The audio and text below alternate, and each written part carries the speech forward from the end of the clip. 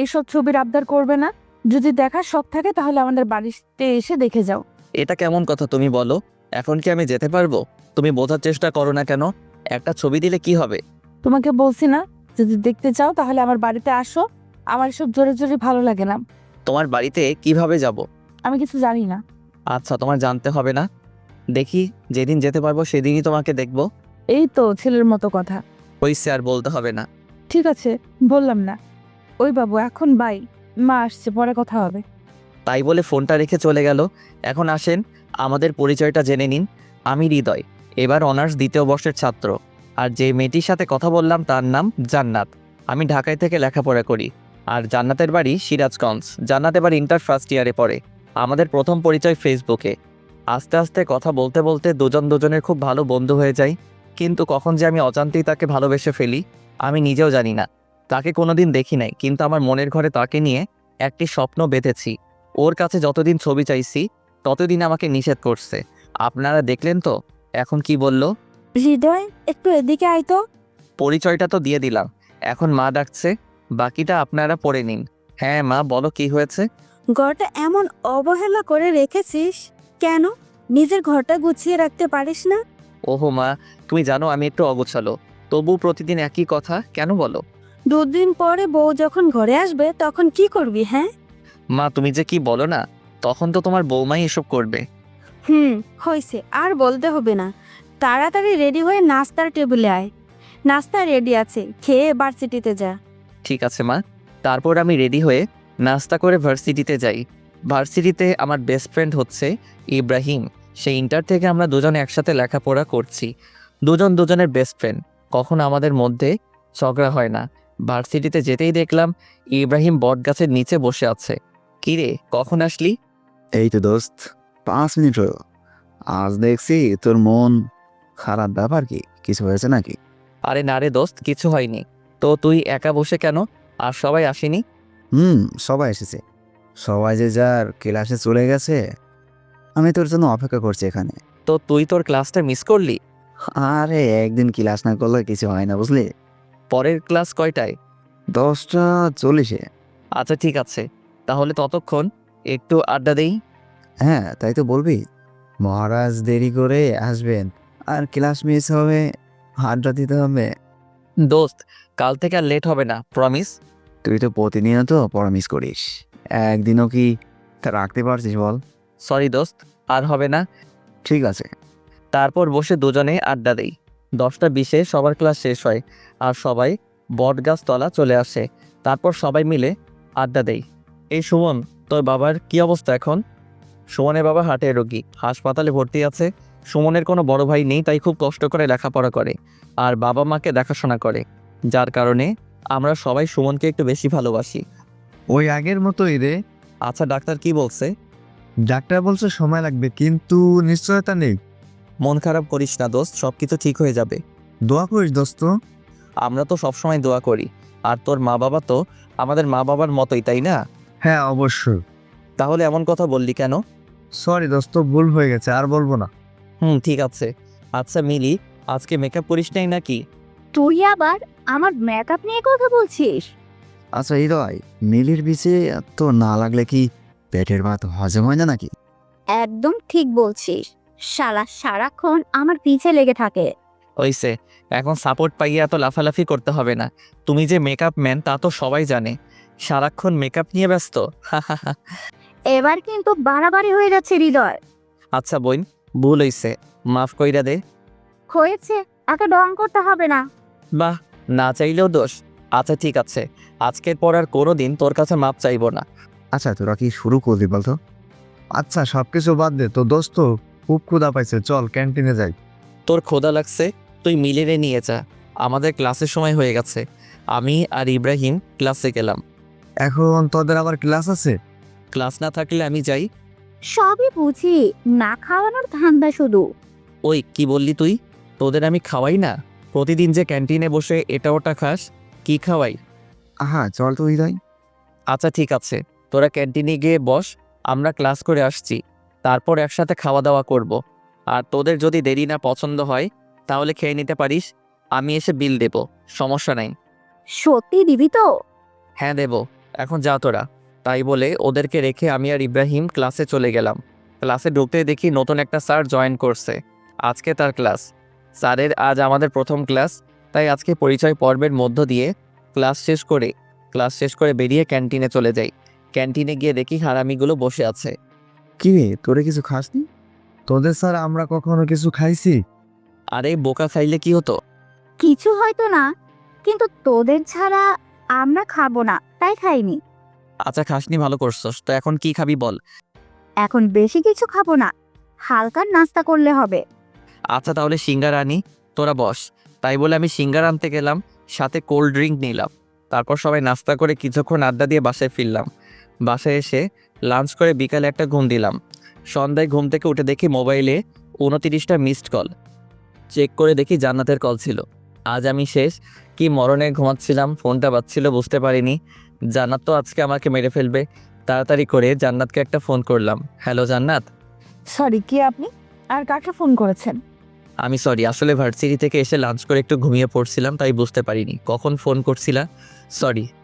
তো ঘুম থেকে উঠছেন কেন? যান ঘুমান। সরি তো জান। তোমার এই সরি আমার আর ভালো লাগে না। আচ্ছা ঘুমিয়ে পড়েছিলাম তো কি করব। কিছু করতে হবে না, চুপচাপ বসে থাকো। বাই। তাই বলে ফোনটা কেটে দিল। আল্লাহ গো, মেয়েটা কত রাগ করে। আল্লাহ তুই মেয়েটাকে একটু হেদায়েত দান করো। কথায় কথায় রাগ করে। ফোনটা কেটে যাওয়ার সাথে আবার ফোন করলাম। কি ব্যাপার, আবার ফোন করছো কেন? আমার জান পাখিটা প্লিজ কথা বলো। তোমার সাথে আবার কিসের কথা? কথার কি শেষ আছে? হ্যাঁ, কথা শেষ আছে। তোমার সাথে আমার আর কোনো কথা নাই। প্লিজ জান, এমনটা করো না। প্লিজ কথা বলো। আচ্ছা ঠিক আছে, বলো কি বলবে। I love you. এটা ছাড়া আর কোনো কথা আছে? আছে তো। তো সেই কথা বলো। আমার না খুব ইচ্ছা করছে তোমার কাছে ছুটে যেতে। তো আসো না কেন? কি করব বলো? সিরাজগঞ্জ তো আমার কোনো রিলেটিভ নেই যে তার পাশেই যাব। রিলেটিভ না থাকলে কি আসা যায় না? যাওয়া যায় তো, কিন্তু আমি তো কিছুই চিনি না, কোথায় যেতে কোথায় চলে যাব। তুমি কোন দুনিয়ার মানুষ? কেন? তুমি ডিজিটাল যুগে এসে হারিয়ে যাওয়ার ভয় করছো? আমি আমার ভয় করি না। যদি তুমি কোনো কারণে হারিয়ে যাও সেদিন আমার মরণ ছাড়া কিছু হবে না। হইছে, এখন আর ইমোশনাল হতে হবে না। তারপর জান্নাতের সাথে অনেকক্ষণ কথা বলে ফোনটা রেখে একটু ছাদে যাই। আমাদের ছাদে একটি দোলনা আছে, তো ছাদে গিয়ে দোলনায় বসে দোল খাচ্ছিলাম। এমন সময় সুমনের ফোন আসলো। হ্যালো হৃদয়, তুই কোথায়? কিরে কি হয়েছে? এভাবে কথা বলছিস কেন? বাবা কেমন জানি করছে, তুই একটু তাড়াতাড়ি হাসপাতালে আসবি। আচ্ছা আমি আসতেছি দাদা। তাই বলে ফোনটা রেখে বাসা থেকে বেরিয়ে ইব্রাহিমের বাসায় গেলাম। ইব্রাহিমকে সাথে নিয়ে হাসপাতালে চলে গেলাম। হাসপাতালে গিয়ে দেখি সুমন একটা বেঞ্চের উপর বসে আছে। আমি সুমনকে বললাম, কি হয়েছে সুমন? বাবার আবার হার্ট অ্যাটাক হয়েছে। কি বলিস? এখন আঙ্কেল কই? ডাক্তার অপারেশন করছে। আচ্ছা তুই কোনো চিন্তা করিস না, সব কিছু ঠিক হয়ে যাবে। তোরা তো জানিস আমি বাবার জন্য কত কিছু করছি। বাবার এমন হলে আমি আর মা থাকবো কিভাবে? আরে কিছু হবে না আঙ্কেলের। আমি সুমনকে সান্ত্বনা দিতে লাগলাম। সান্ত্বনা দিতে দিতে দেখি ডাক্তার অপারেশন শেষে বাহিরে আসলো। আমরা ডাক্তারের কাছে গিয়ে বললাম, কি অবস্থা ডাক্তার? অবস্থা খুব একটা ভালো না, রোগী চাইছে না বাঁচতে। এখন আমরা কি করব বলেন? মানে কি বলছেন আপনি? উনি হার্টের পেশেন্ট, কিন্তু সেদিকে তিনি কোনো চিন্তাই করেন না, সারাক্ষণ নিজের প্রতি অবহেলা করে। এখন আমরা কি করব? আচ্ছা ডাক্তার, এখন কোনো উপায় নেই কি? হ্যাঁ আছে, অনেক মেন্টালি সাপোর্ট দিতে হবে। আচ্ছা ঠিক আছে ডাক্তার, আমরা যথেষ্ট চেষ্টা করব। ঠিক আছে। তারপর ডাক্তার চলে যায়। আমরা সুমনের বাবার কাছে যাই। সুমনের বাবার কাছে গিয়ে বলি, আঙ্কেল এখন কি অবস্থা? এই তো বাবা, জীবন তো লাশ হয়ে শুয়ে আছি। এমন কথা বলছিস কেন? কি বলবো বাবা, আর কতদিন এভাবে থাকবো? অনেক দিন তো হয়ে গেল। হ্যাঁ অনেক দিন হয়ে গেল। আপনি জানেন আপনি অসুস্থ হওয়ার পর থেকে সুমন আর আন্টি কত কষ্ট করছে। যেখানে সুমনের পড়াশোনায় মনোযোগী হওয়ার কথা, সেখানে পড়াশোনার পাশাপাশি আপনার চিকিৎসা খরচ জোগাতে হয়, পরিবার চালাতে হয়। এই বয়সে সুমনকে কত কষ্ট করতে হচ্ছে বলেন। আর আপনি যদি নিজেকে এভাবে গুটিয়ে নেন তাহলে কিভাবে হবে? আপনার ছেলের দিকেও তো দেখতে হবে নাকি? আপনার ছেলের দুঃখটা কি একটু বোঝার চেষ্টা করবেন না? একটু সুস্থ হয়ে ওঠেন, সবাইকে ভালো রাখতে হবে তো। ঠিক বলছো বাবা, আমি একটা অপদার্থ বাবা। যেখানে বাবাকে সব দায়িত্ব পালন করতে হবে, সেখানে আমার ছেলে আমার দায়িত্ব পালন করছে। তাহলে বুঝেন, এখন আপনাকে যত তাড়াতাড়ি সম্ভব সুস্থ হয়ে উঠতে হবে। আর কোনো চিন্তা করবেন না, আমরা আছি তো, সবসময় হাসি খুশি থাকার চেষ্টা করবেন। ঠিক আছে বাবা, তোমাদের অনেক কষ্ট দিলাম। আমাদের কোনো কষ্ট নেই, তুমি তাড়াতাড়ি সুস্থ হয়ে উঠো। আমাকে সুস্থ হতেই হবে। এই তো আঙ্কেল, এখন বুঝতে পেরেছেন। তারপর কিছুক্ষণ আঙ্কেলের সাথে কথা বলার পর সুমনকে বুঝিয়ে রেখে আমি আর ইব্রাহিম চলে আসি। বাসায় এসে ঘুমিয়ে পড়ি। পরের দিন ঘুম থেকে উঠে ফ্রেশ হয়ে নাস্তা করে একটু আড্ডা দিতে বেরিয়ে পড়ি। আজ ভার্সিটিতে ক্লাস নেই, তাই ভার্সিটিতে যাওয়া হলো না। আমাদের একটা আড্ডাখানা আছে, সেখানে যেদিন ভার্সিটি সবাই আড্ডা দেই, আজকেও তার বিকল্প নেই। সবাই এসে পড়েছে, সবাই বসে আড্ডা দিচ্ছি। হঠাৎ এমন সময় ইব্রাহিমের ফোনে একটা কল আসে। ইব্রাহিম, তোমার ছোট চাচার বিয়ে ঠিক হয়েছে। আগামীকাল আমাদেরকে গ্রামের বাড়ি যেতে হবে। কি বলছো বাবা, সত্যি? হ্যাঁ, সত্যি। আমার অনেক মজা হচ্ছে। দাঁড়াও বাবা, আমি তাড়াতাড়ি বাসায় আসছি। আচ্ছা, ঠিক আছে। ইব্রাহিম ফোনটা রাখা মাত্রই আমি ইব্রাহিমকে বললাম, কী রে, কী হয়েছে, এত খুশি কেন? আর বলিস না, আমার ছোট চাচার বিয়ে ঠিক হয়ে গেছে। কাল সকাল সকাল আমাদের গ্রামের বাড়ি যেতে হবে। গ্রামের বাড়ি? তোর আবার গ্রামের বাড়ি আছে নাকি? হ্যাঁ রে, তোকে এর আগে বলা হয়নি, কারণ আমি ছোটবেলা থেকেই ঢাকায় বড় হয়েছি। গ্রামে দু একবার গিয়েছিলাম। তোদের গ্রামের বাড়ি কই? সিরাজগঞ্জ। কি শালা, তোর বাড়ি সিরাজগঞ্জ? আমাকে বলবি না? কেন রে, কি হয়েছে? শালা, আমার সিরাজগঞ্জ একটা কাজ আছে, আমার কোনো রিলেটিভ থাকে না, তাই যাইতে পারতেছি না। আর তোর গ্রামের বাড়ি ওখানে, আমাকে আগে বলবি না? সিরাজগঞ্জ তোর আবার কি কাজ আছে? তোকে বলা যাবে না, একটু সিক্রেট। অনেক দিন ধরেই যাবো বলছি, কিন্তু যাওয়া হচ্ছে না। আচ্ছা, এই যে যখন সিক্রেট, তাহলে একটা কাজ করতে পারিস। কি কাজ? আমাদের সাথে কাল আমার গ্রামের বাড়িতে চল, তাহলে আমার চাচার বাড়ি গিয়ে তোর কাজটা হয়ে যাবে। আমি ইব্রাহিমের কথা ফেলতে পারলাম না, কারণ আমি সিরাজগঞ্জ যাওয়ার জন্য অনেক চেষ্টা করছিলাম। এখন সুযোগ পেয়েছি, হাতছাড়া করব না। তাহলে তো খুব ভালো হয়। আচ্ছা ঠিক আছে, তাহলে রেডি হয়ে নিস, কাল সকালে রওনা দিব। আচ্ছা ঠিক আছে দোস্ত, আজকে আমি অনেক খুশি, কারণ জান্নাতের সাথে দেখা করার জন্য সিরাজগঞ্জ যাচ্ছি। বাসায় গিয়ে জান্নাতকে ফোন দিলাম, হ্যালো জান্নাত, এবার তুমি পালাবে কোথায়? এবার তোমাকে দেখেই ছাড়বো। মানে কি বলছো তুমি? আগামীকাল আমি সিরাজগঞ্জ যাচ্ছি।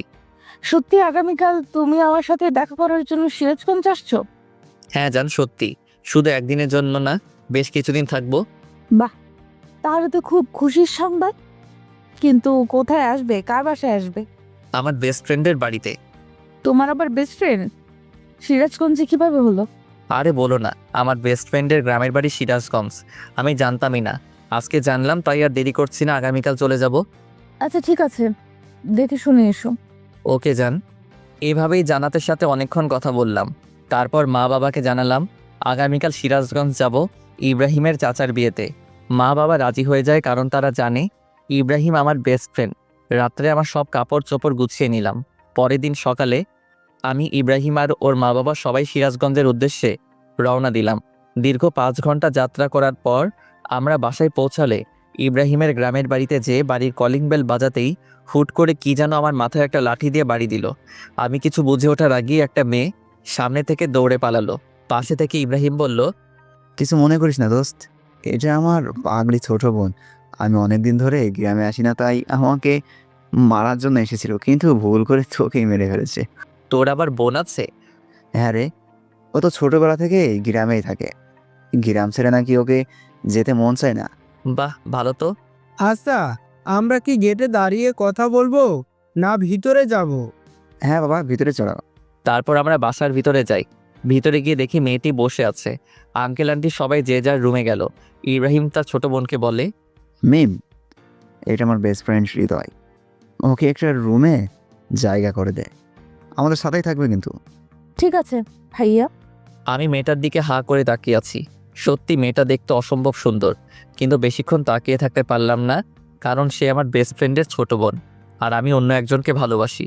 যাই হোক, তারপর আমাকে একটি রুমে নিয়ে গেল আর বলল, এটা আপনার থাকার রুম, যান ফ্রেশ হয়ে একটু রেস্ট নেন।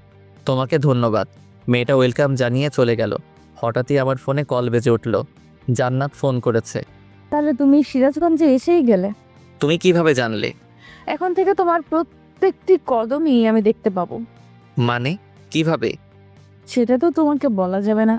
আচ্ছা তুমি এখন লাল শার্ট পরে আছো না? তুমি এগুলো কিভাবে বলছো? সব জানতে পারবে। এখন থেকে তুমি আমার নজরে নজরে থাকবে।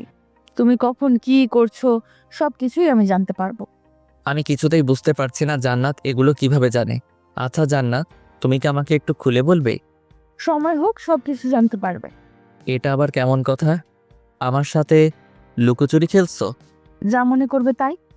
তোমার জন্য এত কষ্ট করে আমি সিরাজগঞ্জে আসলাম, আর তুমি? উফ, এত কথা বলো না তো।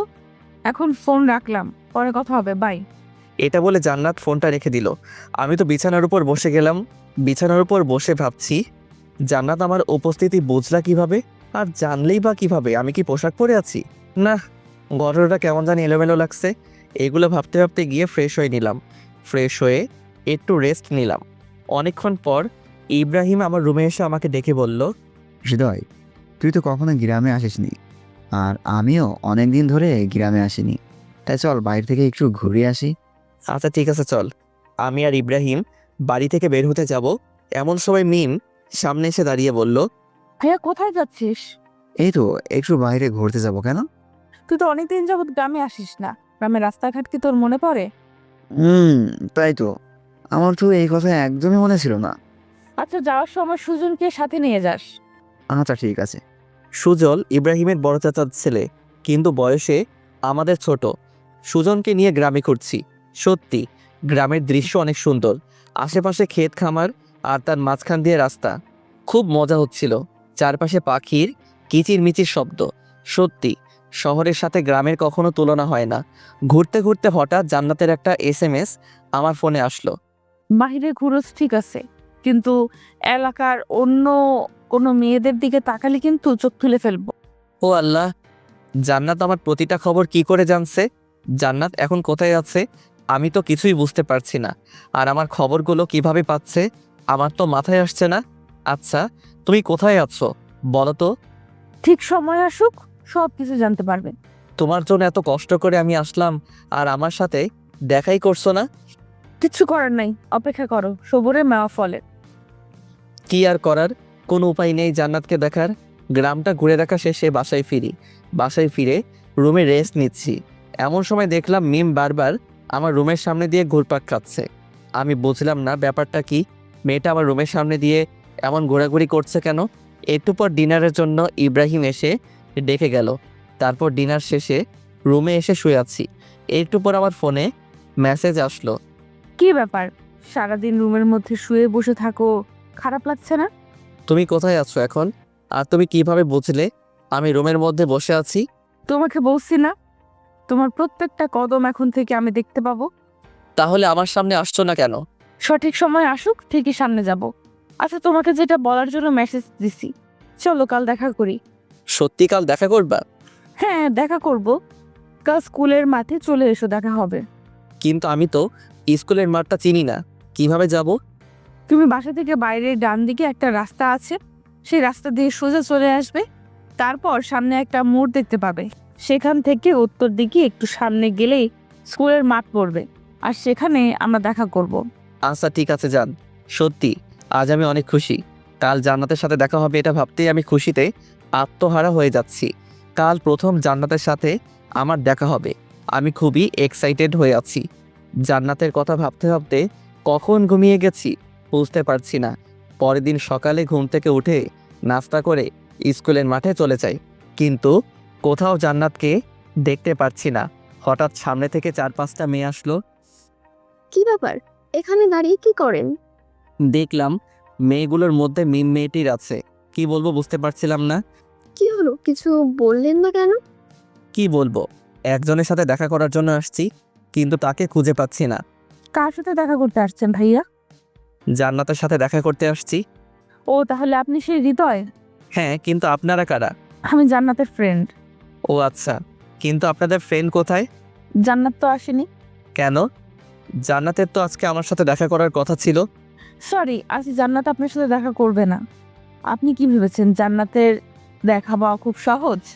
সহজ হবে না কেন? আমি তো তাকে ভালোবাসি। ভালোবাসেন তাতে কি, দেখা হচ্ছে না। আচ্ছা শোনেন, এখানে যখন এসেই পড়েছেন, তাহলে আজকে আমাদের খাওয়াবেন। আমি আপনাদের কেন খাওয়াবো? বারে, দেখতে হবে না আপনি কিপটা নাকি? আমি কিপটা নই।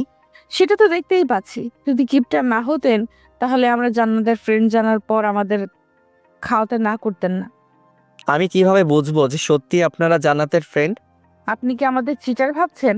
হইতেও পারেন, কিভাবে বুঝবো? আচ্ছা ঠিক আছে, আমরা চিটার। জান্নাতের সাথে দেখা হওয়ার কথা ভুলে যান। কেন? জান্নাতের সাথে দেখা হওয়ার কথা ভুলে যাব কেন? জান্নাত আপনার সাথে দেখা করবে না। আপনি আমাদের চিটার বললেন। আচ্ছা, আমার ভুল হয়েছে, সরি। প্লিজ জান্নাতের সাথে দেখা হওয়ার ব্যবস্থা করে দিন। আপনি তো আমাদের খাওয়াতেই চাইলেন না, তাহলে দেখা করানোর কথা ভাববো কিভাবে? হঠাৎ এমন সময় ফোনে মেসেজ আসলো। ও, চুপচাপ আমার ফ্রেন্ডরা যা বলে তাই শুনো। ওরা যা খেতে চায় তাই খাওয়াবেন, না হলে কিন্তু তোমার সাথে দেখা করব না। কিন্তু তুমি কোথায় আছো? আর আজ তো আমার সাথে দেখা করার কথা ছিল। দেখা করার কথা ভুলে যাও। যদি আমার ফ্রেন্ডসরা খুশি হয় তোমার প্রতি, তাহলে আমি দেখা করব। কি আর বলবো, বলির পাঠা। জান্নাতের সব ফ্রেন্ডকে বললাম চলেন আপনাদের খাওয়াতে নিয়ে যাই। কিন্তু আমরা তো চিটার, তাহলে আমাদের খাওয়াবেন কারা? প্লিজ বোন, মাফ চাই। প্লিজ চলেন, তারপর সবাইকে নিয়ে রেস্টুরেন্টে যাই এবং সবাইকে ইচ্ছে মতো খাওয়াই। একবারে বিল এসেছে 1850 টাকা। পকেট অর্ধেক ফাঁকা করে ফেললো শুধু একবারই। আল্লাহই জানে আমার পকেট থেকে আর কত খসবে। হোটেলের বিল দিব শেষে জান্নাতের ফ্রেন্ডদের বললাম এখন তো জান্নাতের সাথে দেখা করার ব্যবস্থা করে দেবেন প্লিজ। আচ্ছা ভেবে দেখি, যদি মনে হয় আপনার সাথে জান্নাতে দেখা করানো যাবে তাহলে দেখা করাবো। এটা কেমন কথা? হ্যাঁ, এটাই কথা। আর হ্যাঁ, আমার ভাইয়া যেন আজকের ব্যাপারে কোনো কিছু না জানে। আচ্ছা ঠিক আছে। একে তো পকেট থেকে এতগুলো টাকা খসালো, আবার জান্নাতের সাথে দেখা করার ব্যবস্থাও করে দিল না। কেমনটা লাগে আপনারাই বলেন তো। দুঃখ ভরা মন নিয়ে বাসায় ফিরলাম। বাসায় ফিরে ফ্রেশ হয়ে ছাদে যাই। ছাদে গিয়ে বসে আছি, কিছু ভালো লাগছে না। বারে বারে জান্নাতের কথা মনে পড়ছে। জান্নাতের সাথে খুব দেখা করতে ইচ্ছে করছে কিন্তু পারছি না। এমন সময় মিম ছাদে চলে আসে আর আমাকে বলে, কি ব্যাপার দুলা ভাই, ছাদে একা একা কি করেন? তুমি আমার সব খবর জান্নাতকে বলো, তাই না? সেটা জেনে আপনি কি করবেন? জানি তুমি জান্নাতকে আমার সকল খবর বলো। তুমি ছাড়া বলার মতো এই বাসায় আর কেউ নেই। হ্যাঁ, আমি বলি তো কি হয়েছে। মিম প্লিজ জান্নাতের সাথে একবার দেখা করার ব্যবস্থা করে দাও না। সরি, আমি পারবো না। এটা বলে মিম আমাকে ভেঙচি কেটে নিচে চলে যায়। কি বলবো কিছু বুঝি না। সবাই আমার সাথে প্রতারণা শুরু করে দিয়েছে। কার জন্য এই সিরাজগঞ্জে আসলাম, তার সাথে আমার দেখা হচ্ছে না। বিয়ের এখনো 3 দিন বাকি, আর তাই সবাই প্ল্যান করে যমুনা নদীতে ঘুরতে যাবে। ইব্রাহিমের বাড়ি থেকে যমুনা নদী বেশি দূর না, তাই প্ল্যান অনুযায়ী পরের দিন সকালে যমুনা নদীতে ঘোরার জন্য বেরিয়ে পড়ি। যমুনা নদীর বাড়ি গিয়ে সবাই অনেক আনন্দ করছি। নদীতে প্রচুর স্রোত বইছে। নদীর ধারে কিছুক্ষণ আড্ডা দেওয়ার পর সবাই মিলে প্ল্যান করি নৌকায় করে কিছুক্ষণ ঘুরবো। কথা মতো একটা নৌকায় উঠে পড়ি। আজ জীবনে প্রথম নৌকায় উঠছি, খুব ভয় করছে যদি নৌকা থেকে পড়ে যাই বা নৌকাটা ডুবে যায়। কিন্তু সবাই নৌকায় অনেক মজা নিচ্ছে। সবাই নৌকার উপর নাচানাচি করছে। আমি সাঁতার জানি না, তাই আমার ভয়টা অনেক বেশি ছিল। ইব্রাহিমও সাঁতার জানতো না, কারণ ও ছোট থেকেই ঢাকায় বড় হয়েছে। ইব্রাহিম আর আমি খুব ভয় পাচ্ছিলাম। সবাই নাচানাচি করছে, খুব মজা করছে তারা। তাদের দেখে খুব হিংসা হচ্ছিল। উফ, আমিও যদি ওদের সাথে একটু নাচতে পারতাম। কিন্তু আমার তো ভয় করছে, যদি নৌকাটা ডুবে যায়। সব কিছু ভুলে ভাবলাম যা হবার হবে, সবার সাথে আমিও নাচবো। সবার সাথে নাচতেছি, হঠাৎ এমন সময় একজনের সাথে ধাক্কা লেগে আমি নৌকার উপর থেকে নদীর ভেতর পড়ে যাই। আমি সাঁতার জানি না, পানির মধ্যে সাহায্যের জন্য চিৎকার করছি, কিন্তু স্রোতে আমি নিজেকে কন্ট্রোল করতে পারলাম না। পানির স্রোতের মধ্যে আমি হারিয়ে যেতে লাগলাম। এমন সময় মিম নদীতে লাফ দিয়ে আমাকে খুঁজতে লাগে, কিন্তু কিছুতেই খুঁজে পাচ্ছিল না। অনেকক্ষণ খোঁজাখুঁজির পরে আমার দেহটা খুঁজে পায়। তারপর আমার দেহটি নৌকার উপরে উঠাই। আমার দেহ নৌকার উপর উঠিয়ে তাড়াতাড়ি করে নদীর পাড়ে নিয়ে যাওয়া হয়। নদীর পাড়ে নিয়ে আমার পেটে চাপ দিয়ে পেট থেকে পানি বের করা হয়। পানি বের করার পরও আমার জ্ঞান ফেরে না। কি করবে কেউ বুঝতে পারছে না। এমন সময় মিম আমার মুখটা একটু ফাঁকা করে মিমের মুখ আমার মুখে বসিয়ে ফু দিতে শুরু করে। সবাই চেয়ে চেয়ে মিমের কাণ্ড দেখে হা করে তাকিয়ে আছে। কিছুক্ষণ ফু দেওয়ার পরে আমি লাফ দিয়ে উঠি। তারপর আমাকে নিয়ে হাসপাতালে যাওয়া হয়। ডাক্তার আমার চিকিৎসা করে আর বলে, রোগীর ঠিকমতো যত্ন নিতে হবে, না হলে ভবিষ্যতে কোনো বড় সমস্যা হতে পারে। ঠিক আছে ডাক্তার, আমরা ওর ঠিকভাবে যত্ন নেব। তারপর আমাকে হাসপাতাল থেকে বাসায় নিয়ে আসা হয়। বাসায় নিয়ে আসার পর আমার যত্ন নেওয়া হবে খুব ভালো হবে।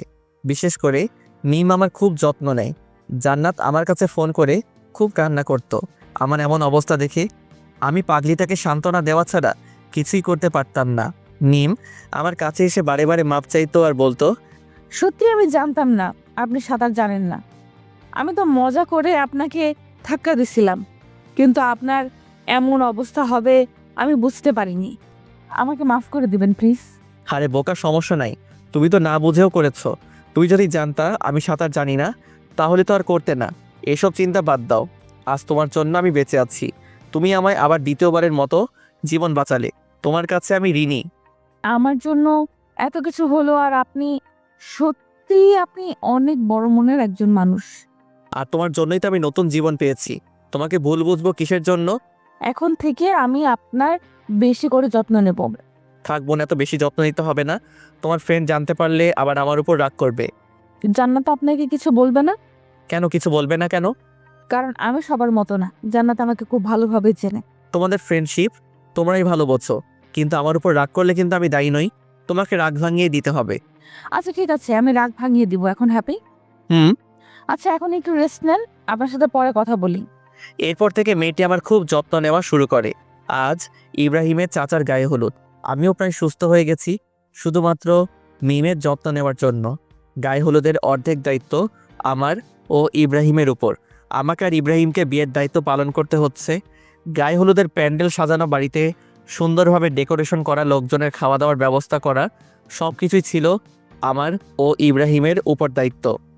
গায়ে হলুদের জন্য প্যান্ডেল সাজাচ্ছি আর বাড়িতে ডেকোরেশন দিয়ে সাজাচ্ছি। বিকেলবেলা গায়ে হলুদের অনুষ্ঠানে মেয়ে পক্ষরা চলে আসে। হলুদ মাখাতে অনেক মেয়ে আছে, তার মধ্যে একটি মেয়ে দেখতে অনেক সুন্দর ছিল। আমাকে দেখে বারবার আসে, পাশে ঘুরতে লাগে। এমনটা দেখে মিম খুব ক্ষিপ্ত হতো। আমি কিছুতেই বুঝতাম না মিম আমার উপর ক্ষিপ্ত কেন। মিম আমাকে বারে বারে বলতো, আজ গায়ে হলুদ, অনেক মেয়ে আসছে। যদি কোনো মেয়ের সাথে উল্টাপাল্টা কিছু করতে চান তাহলে কিন্তু আপনার খবর আছে। তোমার ফ্রেন্ড তো আমার সামনে আসে না, তাহলে আমি যদি অন্য কারোর সাথে কিছু করি অসুবিধা কি? কি বললেন? আপনার সাহস তো কম না। অন্য কোনো মেয়ের দিকে চোখ তুলে তাকালে আপনার চোখ দুটো উঠে মার্বেল খেলবো। আচ্ছা, আমি যদি অন্য কোনো মেয়ের দিকে তাকাই তাহলে তোমার কি? ইয়ে, এ একদম বেশি বেশি করার চেষ্টা করবেন না।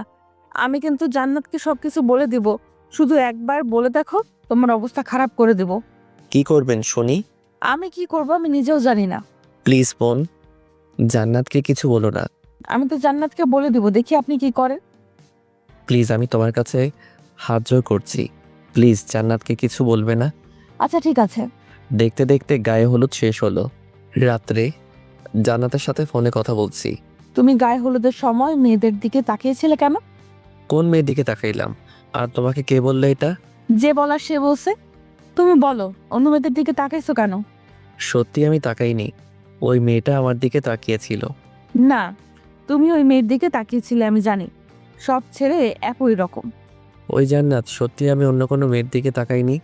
আমি শুধু তোমাকেই ভালোবাসি। তোমাকে ছাড়া অন্য কোনো মেয়ের কথা ভাবতেও পারি না। তুমি সব মিথ্যা কথা বলছো, আমি জানি সবকিছু। আর তাই আজকের পর থেকে তুমি আর আমার সাথে কোনো কথা বলবে না। কথা বলতে বলতে ভালো লাগছিল না, তাই ছাদে যাওয়ার জন্য রুম থেকে বেরিয়ে হাঁটতে থাকি। সিঁড়ির সামনে মিমের রুম। ফোনে কথা বলতে বলতে চলে যাচ্ছি, এমন সময় খেয়াল করলাম আমার ফোনে যে ভয়েস যা আসছে তা মিমের রুম থেকেও আসছে। আমি বুঝতে পারছিলাম না। তারপর সব কিছু ভালোভাবে দেখে বুঝলাম যে মিমি আমার সেই জান্নাত। তাই তো বলি যে মিমের কণ্ঠটা ও আচরণ এমন চেনা লাগছে কেন? আমার কথা বুঝতে পারছো? আজকের পর তুমি আমাকে একদম ফোন দিবা না। আজ থেকে তোমার সাথে আমার ব্রেকআপ। আচ্ছা ঠিক আছে, আমার সাথে কথা বলতে হবে না, আমিও তোমার সাথে কথা বলবো না। যাও, তুমি তোমার মতো থাকো। এটা বলে ফোনটা রেখে দেই। এরপর আমি আমার রুমে চলে যাই। একটু পর মেয়েরা আমার রুমে দৌড়ে আসে, আমাকে বলতে লাগলো, ওই, আপনি আমার ফ্রেন্ডকে কি বলেন? হ্যাঁ, জান্নাত কান্না করছে কেন? ওর সাথে কথা বলবো না তাই। এই আপনার ভালোবাসা? ছি, যার জন্য আপনি ঢাকা থেকে সিরাজগঞ্জ আসলেন তার সাথে কথা বলা বন্ধ করছেন? আপনার কখনো ভালো হবে না। মিম এইসব কথা বলে যাচ্ছিল, এমন সময় আমি মিমকে জড়িয়ে ধরি। এই কি করছেন আপনি? আপনি আমাকে জড়িয়ে ধরেছেন কেন? তাই তো, আমি তোমাকে জড়িয়ে ধরেছি কেন? আচ্ছা 1 মিনিট দাঁড়াও, আমি জান্নাতকে ফোন করে একটু বলে নেই যে আমি তোমাকে কেন জড়িয়ে ধরেছি। এটা জান্নাতকে বলার কি আছে? তুমি এমন তোতলাচ্ছ কেন? কই তোতলাচ্ছি না তো, এমনিতেই। আচ্ছা তাহলে আমি জান্নাতকে একটা ফোন দেই। জান্নাতকে কেন ফোন দিবেন? কারণ তুমি আমার জান্নাত, তাই। আমি আপনার জান্নাতে যাব কেন? ও আচ্ছা, তাই না? হ্যাঁ তাই তো, আমি তো মিম, আপনার ফ্রেন্ডের ছোট বোন। আচ্ছা এখনই প্রমাণ হয়ে যাবে। 1 মিনিট ওয়েট, আমি জানতে একটা ফোন দেই। এটা বলে জান্নাতের নাম্বারে ফোন দিলাম আর মিমের ফোনটা বেজে উঠলো। আপনার মোবাইল বাজছে কেন? মোবাইলটা একটু দেখি। কে ফোন করেছে আপনাকে দেখি? না মানে কেউ ফোন করেনি, আপনাকে দেখতে হবে না। আমি তো দেখেই ছাড়বো, মোবাইলটা দাও বলছি। না, আমি কিছুতেই মোবাইল দেব না, এটা আমার পার্সোনাল ফোন, আপনাকে কেন দিব? আমি কিছু জানি না, আমি নেব। মিমের সাথে জোরাজোরি করতে করতে আমি বিছানার উপর পড়ে যাই আর মিম আমার বুকের উপর পড়ে যায়। দুজন দুজনের খুব কাছে চলে এসেছি। দুজনে দুজনের নিঃশ্বাস অনুভব করতে পারছি। আমার কাছে কেন তুই পরিচয় গোপন করলে বলো? তোমাকে পরীক্ষা করতে চেয়েছিলাম। তো তোমার পরীক্ষা কি শেষ হয়নি? হয়েছে। তাহলে এখন স্বীকার করলে তো তুমি আমার জান্নাত? এখন আর স্বীকার না করে উপায় আছে? তাহলে এখন ছোট্ট করে একটা মিষ্টি দাও। কেন মিষ্টি দেবো কেন? বারে, আমার সাথে এতদিন অভিনয় করলে, আমাকে এত কষ্ট দিলে, তার বিনিময়ে এখন আমাকে মিষ্টি দিবে না? না দেব না। তুমি ভাবতেও পারোনি কিভাবে ধরা পড়ে যাবে, তাই না? আচ্ছা তুমি কিভাবে বুঝলে যে আমি জান্নাত? ওইটা সিক্রেট, বলা যাবে না। এই যে বলো বলছি। না, বলবো না। তুমি বলবে না? আচ্ছা তুমি এমন করতেছো কেন? আমি যেভাবে হোক জানতে পারছি, তোমাকে সেটা জানতে হবে কেন? না আমি শুনবো, তুমি বলো। আচ্ছা বলতেছি। যখন তোমার সাথে কথা বলছিলাম, তখন কথা বলতে বলতে ছাদে যাওয়ার জন্য রুম থেকে বেরিয়েছিলাম। আর তখন দেখলাম তোমার রুম থেকে সাউন্ড আসতেছে। তখনই বুঝতে পেরে গেছি।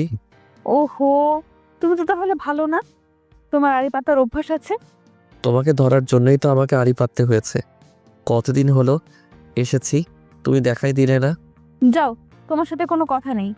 তাই বলে মুখ ঘুরিয়ে দাঁড়িয়ে আছো। আমি ওকে ঘুরিয়ে আমার সামনে নিয়ে এসে বললাম, এই পাগলি, আজ প্রথম তোমার সাথে আমার সামনাসামনি পরিচয় হলো, আর তুমি এইভাবে মন খারাপ করে দাঁড়িয়ে থাকবে? থাকবোই তো, তোমার কি? এটা শোনার পর আমি জান্নাতকে আমার বুকের মধ্যে টেনে নিলাম। এবার বলো, আর রেগে থাকবে? এইভাবে ভয় নিয়ে ধরেছেন কেন? আমাকে জড়িয়ে ধরার সাহস কি নেই নাকি? আছেই তো, দেখবে। দেখাও দেখি।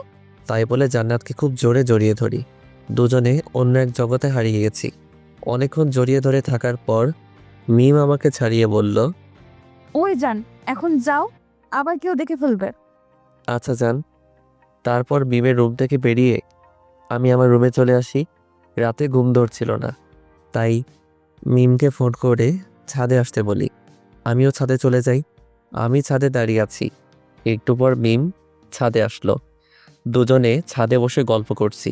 গল্প করতে করতে অনেক রাত হয়ে গেছে।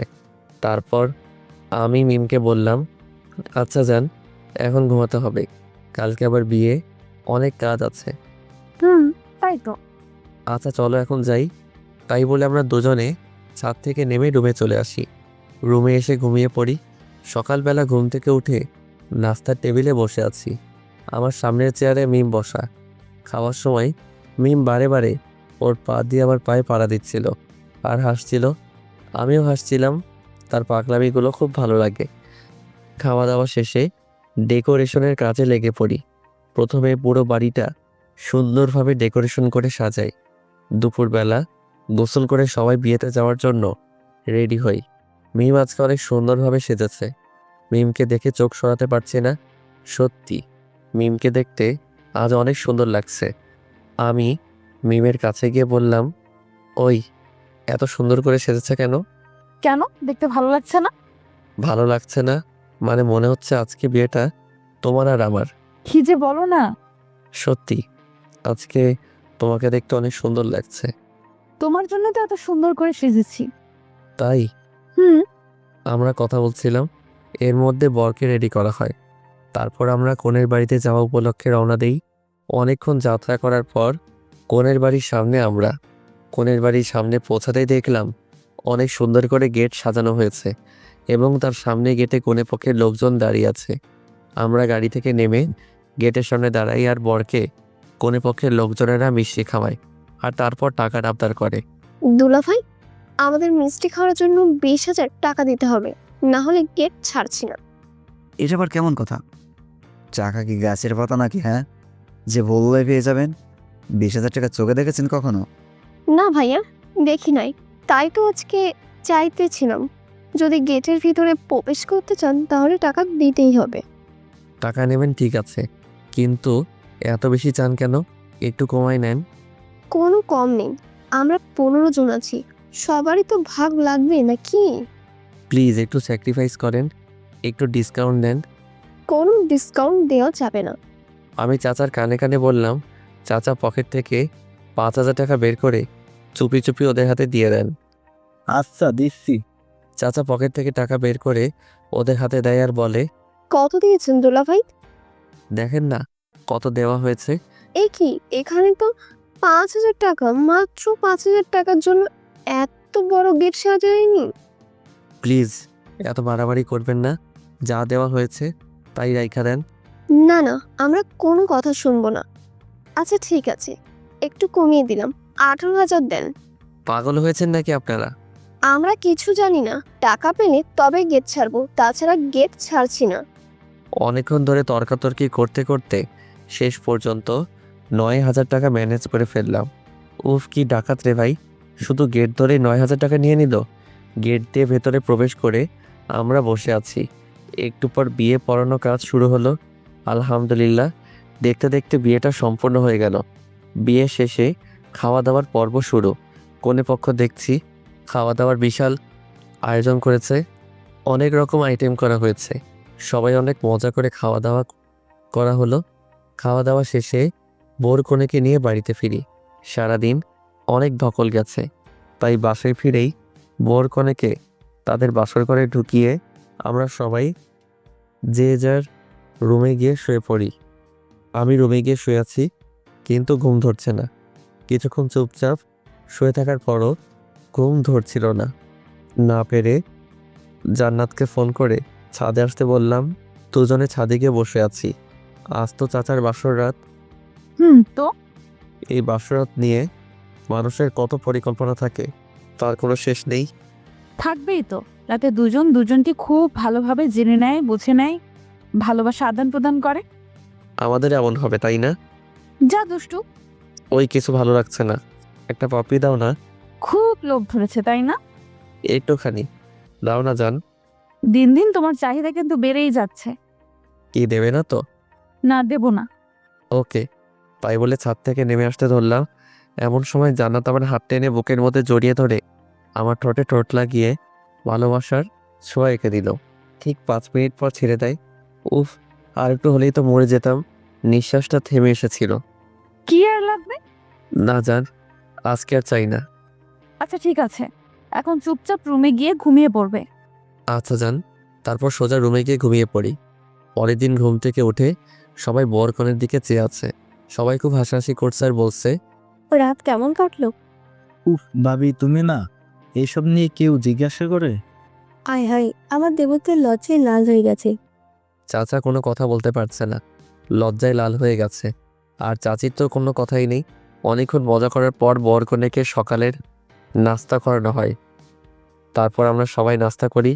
নাস্তা করে কাজে লেগে পড়ি, কারণ বিকেলবেলা কনে পক্ষ থেকে আমাদের বাড়িতে আসবে। খাওয়া দাওয়ার সব ব্যবস্থা করতে হবে। ইব্রাহিমকে বাবুকে আনতে পাঠিয়ে দেই। বাবুর্চিরা রান্নার কাজে লেগে পড়ে। আমিও রান্নার কাজে লেগে পড়ি। দুপুরের মধ্যে সব রান্না শেষ করে ফেলি। আমাদের রান্না শেষ হতে হতেই মেয়ে পক্ষ বাড়িতে চলে আসে। এরপর খাওয়া দাওয়ার পর্ব শুরু করে দেই। সবার আগে সকল মেয়ে পক্ষকে খাওয়াই, তারপর এলাকার লোকজনকে খাওয়াই। সবাইকে খাওয়ানো শেষে রাতে কনে পক্ষের লোকজন বর কনেকে তাদের বাড়িতে নিয়ে যায়।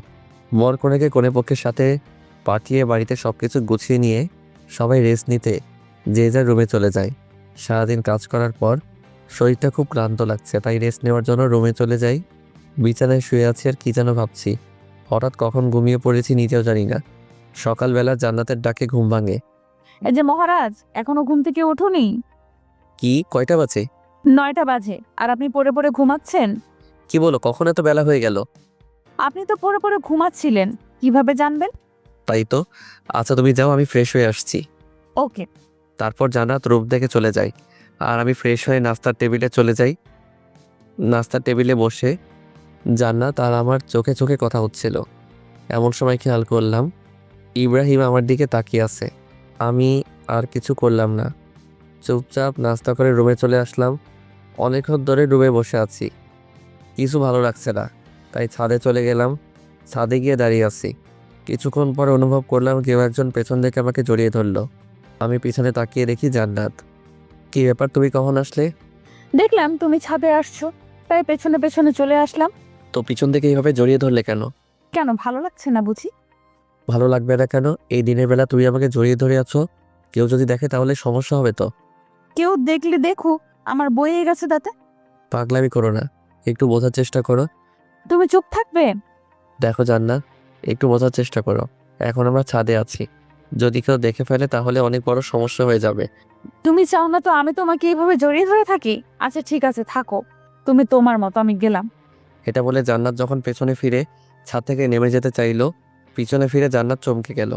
আমি পিছনে তাকাতেই দেখি ইব্রাহিম দাঁড়িয়ে আছে। ইব্রাহিম, তুই এখানে কখন আসলি? কোনো ডিস্টার্ব করলাম বুঝি? দোস্ত, এসব কি বলিস? জান্নাত, তুই নিচে যা।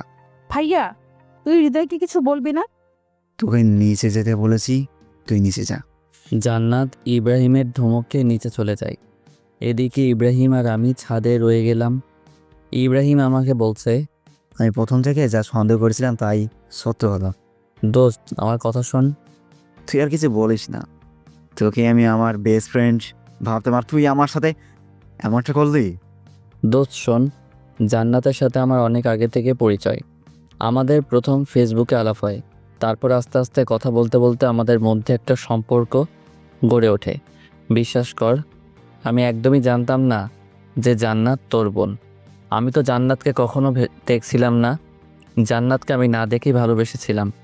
তোর সাথে এখানে আসার পরে আমি জানতে পারিনি যে তোর বোন মিম আমার জান্নাত। আমি তো পরশুদিন জানতে পারলাম যে এটা আমার সেই জান্নাত যাকে আমি ভালোবাসি। দেখ হৃদয়, তুই আমার বেস্ট ফ্রেন্ড, আমার ছোট বোন মানে তোর ছোট বোন। আর আমি আমার বোনকে অনেক ভালোবাসি আর তোকে অনেক ভালোবাসি। আমি কোন কারণে আমাদের বন্ধুটা তো নষ্ট করতে চাই না। আমি কি বোঝাতে চেয়েছি তুই বুঝতে পারছিস? দোস্ত, আমি জান্নাতকে অনেক ভালোবাসি রে। আমি ওকে ছাড়া থাকতে পারবো না কিছুতেই। কিছুই করার নাই, প্লিজ তুই জান্নাতকে ভুলে যা। কিভাবে ভুলে যাব তুই বল? আমি কিভাবে বলবো? আমি শুধু এতটুকুই বলবো, তুই মিমকে ভুলে যা। আচ্ছা, কাকে ভুলে যাব তুই বল? যাকে আমি না দেখে ভালোবেসেছি তাকে? যাকে আমি নিজের থেকেও বেশি ভালোবাসি তাকে? যে আমাকে দ্বিতীয়বারের মতো জীবন দান করলো তাকে? যে আমাকে বিশ্বাস করে আমার সাথে সারা জীবন কাটানোর প্রতিজ্ঞা করেছে তাকে? তুই বল, আমি কিভাবে ভুলে যাব? শোন হৃদয়, তোকে সব কিছু ভুলে জান্নাতকে ভুলে যেতে হবে। আমি আমার জীবনকে কষ্ট দিতে পারবো না, আর আমি কখনোই আমাদের বন্ধুত্বটা নষ্ট করতে চাচ্ছি না। প্লিজ, তোকে আমার বন্ধুত্বের কসম। তুই এটা কি করলি? তুই কেন করলি এটা? আমি জান্নাতকে কিভাবে ভুলে যাব? খুব জোরে কান্না করছে আর বলছি, আমার চোখের জলগুলো টপ টপ করে ইব্রাহিমের পায়ে পড়ছে। হৃদয়, তুই নিজেকে শক্ত কর। আর হ্যাঁ, আমি তোকে যে এসব বলেছি তা যেন জান্নাত কিছুই জানতে না পারে। আচ্ছা ঠিক আছে, আচ্ছা চল, এখন নিচে যাই। প্লিজ তুই যা, আমাকে একটু একা থাকতে দে। ঠিক আছে, কিন্তু কথাটা মনে রাখিস। তোকে বললাম তো, তুই যা এখান থেকে। ওকে, আমি যাচ্ছি। তাই বলে ইব্রাহিম নিচে চলে গেল। আমি একা ছাদে দাঁড়িয়ে আছি, কিছুতেই চোখের জলকে থামাতে পারছি না। আমি জান্নাতকে কিভাবে ভুলে যাব? যে আমার নিঃশ্বাস, যার সাথে একটা মুহূর্ত কথা না বললে আমার খুব কষ্ট হয়, তাকে কি করে ভুলে যাব? ইব্রাহিম, তুই আমাকে কেন আমাদের বন্ধুত্বের কসম দিলি? আমি কি জান্নাতকে কিছুতেই ভুলতে পারবো না রে? প্লিজ তুই কসমটা উঠিয়ে নিয়ে। অনেকক্ষণ ধরে ছাদে একা একা দাঁড়িয়ে রান্না করছি, জানি না পাগলিটা নিচে কি করছে। যদি আগে জানতাম জান্নাত ইব্রাহিমের বোন, তাহলে হয়তো কখনোই তাকে ভালোবাসতাম না। কিন্তু আমি তো জান্নাতকে আগে থেকেই ভালোবাসি। তাহলে কেন হচ্ছে আমার সাথে এমনটা? জান্নাত, তুমি আমাকে মাফ করে দিও। হয়তো আর কখনো তোমাকে ভালোবাসি কথাটা বলতে পারবো না। অনেকক্ষণ ছাদে দাঁড়িয়ে কান্না করার পর নিজেকে অনেক দুর্বল মনে হচ্ছে, তাই ছাদ থেকে নেমে রুমে গিয়ে শুয়ে আছি। ব্যাগে কিছু ঘুমের ওষুধ ছিল, সেগুলো খেয়ে ঘুমিয়ে আছি, যাতে জান্নাত আমাকে ডাকলে আমি সাড়া দিতে না পারি। আমি ঘুমিয়ে আছি, গভীর ঘুমে। রাত 3টায় ঘুম ভাঙলো। ঘুম ভাঙতেই দেখি আমার পায়ের কাছে কে যেন বসে গুমড়ে গুমড়ে কাঁদছে। আমি ভালো করে চোখ ঘষে নিয়ে তাকিয়ে দেখি জান্নাত। কী ব্যাপার জান্নাত, তুমি এত রাতে এখানে? আমি সরি হৃদয়, তখন তোমার কথা আমি শুনিনি। তখন যদি তোমার কথা আমি শুনতাম তাহলে আজ ভাইয়ার কাছে ধরা খেতাম না। আরে পাগলি, কান্না করো কেন? একদিন না একদিন সবাই তো জানতেই পারতো, তাই না? ভালো হয়েছে ইব্রাহিম জানতে পারছে। যদি আঙ্কেল আন্টি কেউ দেখতে পেত তাহলে আমাকে অনেক খারাপ ভাবতো। এখন আমি কি করব? মা বাবাকে আমাদের সম্পর্কের কথা জানাবো? পাগল নাকি? এখন আঙ্কেল আন্টি সব জানতে পারলে আমাদের ভুল বুঝবে। আঙ্কেল আন্টি কখনোই এটা মেনে নেবে না, কারণ আমি একটা বেকার ছেলে। কোনো মা বাবা তার মেয়েকে বেকার ছেলের হাতে তুলে দিতে চাইবে না। তাহলে এখন কি করব?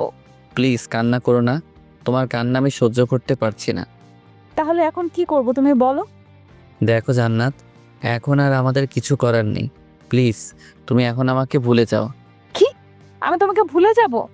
জান্নাত, প্লিজ একটু বোঝার চেষ্টা করো। আমাদের সম্পর্কটা কন্টিনিউ করা সম্ভব না। ইব্রাহিমকে আমি আমার ভাইয়ের চেয়েও অনেক বড় কিছু ভাবি। ইব্রাহিম কষ্ট পাবে এমন কোনো কাজ আমি করতে পারবো না। প্লিজ জান্নাত, তুমি আমাকে ভুলে যাও। আমি কিছুতেই তোমাকে ভুলতে পারবো না। তোমাকে ছাড়া আমি এক মুহূর্তও থাকতে পারি না, তুমি জানো না? প্লিজ জান্নাত, এমন পাগলামি করো না। কেন তুমি আমার জীবনে আসলে? কেন তুমি আমাকে এতটা ভালোবাসলে? কেন তুমি আমায় এতটা পাগল করলে? কেন এখন তুমি আমায় ভুলে যেতে বলছো? জানি না। আচ্ছা, একটা কাজ করলে হয় না? কি কাজ? চলো না, আমরা কোথাও পালিয়ে যাই। কিছুতেই না। আমি আমার মা বাবাকে কষ্ট দিতে পারবো না। আমি আমার বেস্ট ফ্রেন্ডকে কষ্ট দিতে পারবো না। আমি তোমার মা বাবাকে কষ্ট দিতে পারবো না, কারণ মা বাবাকে কষ্ট দিয়ে কখনো সুখে থাকা যায় না। আর তাই প্লিজ আর পাগলামি করো না। এতদিন যা হয়েছে ভেবে নাও সব কিছু ভুল ছিল। মনে করো তোমার সাথে আমার কোনো দিন দেখা হয়নি, তোমার সাথে কোনো দিন আমার আলাপ হয়নি, তোমার সাথে কোনো রিলেশনই ছিল না আমার। আমি কিছুই পারবো না, আমি কিছুতেই পারবো না এটা। এই পাগলি, প্লিজ আর কান্না করো না। আচ্ছা, তুমি বলো, তুমি আমাকে ভুলে থাকতে পারবে? হ্যাঁ পারবো। সত্যি তুমি পারবে আমাকে ভুলে থাকতে? কেন পারবো না? তোমাকে ভুলে থাকা তো কোনো ব্যাপারই না। দেখো, আমি যদি তোমাকে ভুলে থাকতে পারি তাহলে তুমি পারবে না কেন? তুমি তো একটা বেঈমান। তুমি আমাকে ভালোই বাসুনি। যদি ভালোবাসতে তাহলে ভুলে যাওয়ার কথা বলতে না। এই তো সত্যতা ধরতে পারছো। আমি তো তোমাকে মন থেকে ভালোবাসিনি, একদিন তো শুধু অভিনয় করেছি। তোমার মতো বেঈমানকে ভালোবাসাটা আমার জীবনের সব থেকে বড় ভুল। এখনো সময় আছে, চাইলে ভুলটা সংশোধন করে নিতে পারো। হ্যাঁ, তাই করব। একটা বেঈমানকে ভালোবেসেছিলাম, এটা ভুলে যেতে আমার বেশি সময় লাগবে না। আমিও তো এটাই চাই, তুমি আমাকে ভুলে যাও। জান্নাত দৌড়ে বাড়ি থেকে বেরিয়ে চলে যায়। সত্যি আমি অনেক বড় বেঈমান। আমি বন্ধুত্বটা টিকিয়ে রাখার জন্য আমার ভালোবাসাটা কবর দিলাম। সত্যি কিছু কিছু ভালোবাসা এমনই, কিছু সম্পর্কের কাছে হার মেনে যায়। আমার ভালোবাসাটাও না হয় এভাবেই হারিয়ে গেল। আজ খুব কষ্ট হচ্ছে, কিন্তু কি করব, আমার কিছু করার নেই। সত্যি আমি ইব্রাহিমকে কষ্ট দিতে চাই না। ইব্রাহিমকে আমি অনেক ভালোবাসি। রাতে ভাবছি যদি আমি এখানে থাকি তাহলে রোজ জান্নাতের সাথে আমার দেখা হবে। আর জান্নাতের সাথে আমার দেখা হলে জান্নাত আমাকে কিছুই ভুলতে পারবে না, আর আমিও জান্নাতকে কিছুতেই ভুলতে পারবো না। তাই সব থেকে ভালো হবে আমি কাল সকালে কাউকে কিছু না জানিয়ে এখান থেকে চলে যাব। কথা মতো পরের দিন সকালে সিরাজগঞ্জ থেকে আমি ঢাকায় চলে আসি। কিন্তু ঢাকায় আসার আগে আমি রাত্রে একটা চিঠি লিখি, আর চিঠিটা গোপনে জান্নাতের টেবিলের উপর রেখে আসি। পরদিন সকালে জান্নাত ঘুম থেকে উঠে হৃদয়কে খুঁজতে যায়, কিন্তু হৃদয়কে রুমে খুঁজে পায় না। পুরো বাড়ি তন্ন তন্ন করে খুঁজে, কিন্তু কিছুতেই হৃদয়ের দেখা পায় না। খুব হতাশা নিয়ে নিজের রুমে ফিরে রুমে গিয়ে বিছানায় বসে কান্না করতে লাগলো। হঠাৎ এমন সময় টেবিলের উপর চোখ পড়ল। জান্নাত দেখতে পেল টেবিলের উপর একটা চিঠি পড়ে আছে। জান্নাত দৌড়ে গিয়ে চিঠিটা উঠিয়ে খুলে চিঠিটা পড়তে অবাক হয়ে গেল। চিঠিতে লেখা ছিল, প্রিয় জান্নাত, পারলে আমাকে মাফ করে দিও। সত্যি আমি অনেক বড় স্বার্থপর এবং বেঈমান। তোমাকে ভালোবাসার কোনো অধিকারই আমার নেই, আর তাই আমি চলে যাচ্ছি। আর কোনো দিন তোমার সামনে আসবো না। পারলে আমার মাফ করে দিও। তোমাকে অনেক কষ্ট দিয়েছি। ভালো থেকো, সুখে থেকো, আর নতুন করে জীবন শুরু করো। ইতি, তোমার হৃদয়। চিঠিটা পড়ে জান্নাত আর কান্না থামাতে পারল না। খুব জোরে কান্না করছে আর বলছে, হৃদয়, তুমি আমাকে এই চিনলা? তোমাকে আমি এত ভালোবাসলাম। কি রাগের মাথায় একটা কথা বলে ফেলেছি আর তুমি আমাকে ছেড়ে চলে গেলে? তুমি ভাবলে কিভাবে তোমাকে ছাড়া আমি বাঁচবো? আমি তোমাকে ছাড়া বাঁচতে পারবো না, তুমি জানো না? কেন তুমি আমাকে ছেড়ে গেলে? প্লিজ ফিরে আসো হৃদয়। খুব কান্না করছে আর বলছে, পাগলটার কী দোষ বলেন? সত্যি যে দুজন দুজনকে অনেক ভালোবাসে, কিন্তু নিয়তির কাছে তাদের ভালোবাসা হেরে যাচ্ছে। জান্নাত হৃদয়ের এভাবে ছেড়ে যাওয়াটা কিছুতেই মেনে নিতে পারছিল না, আর তাই জান্নাত অনেকগুলো ঘুমের ওষুধ একসাথে খেয়ে ফেলে। জান্নাতের অবস্থা খুবই খারাপ। বাসায় জান্নাতের পাগলামি ব্যাপারটা বুঝতে পেরে সবাই তাড়াতাড়ি করে হাসপাতালে নিয়ে যায়। জান্নাত এখন অপারেশন থিয়েটারে আছে। ডাক্তাররা জান্নাতের চিকিৎসা করছে। অনেকক্ষণ চিকিৎসা করার পর ডাক্তার অপারেশন থিয়েটার থেকে বেরিয়ে বাসার সবাইকে বলল, পেশেন্টের অবস্থা অনেকটা খারাপ, স্টোমাক ওয়াশ করা হয়েছে, এখন বাকিটা আল্লাহর উপর। কি বলছেন ডাক্তার?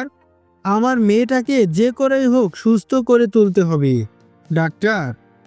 দেখেন, আমি আমার বেস্টটা ট্রাই করব, কিন্তু বাকিটা আল্লাহর হাতে। আপনারা সবাই আল্লাহর উপর ভরসা রাখুন। এটা বলে ডাক্তার চলে যায়। এদিকে বাসার সবাই প্রচুর কান্না শুরু করে। সবার অনেক আদরের মেয়ে জান্নাত। এবার ছোট মেয়েটা অনেক চঞ্চল, তাই সবাই জান্নাতকে অনেক ভালোবাসে।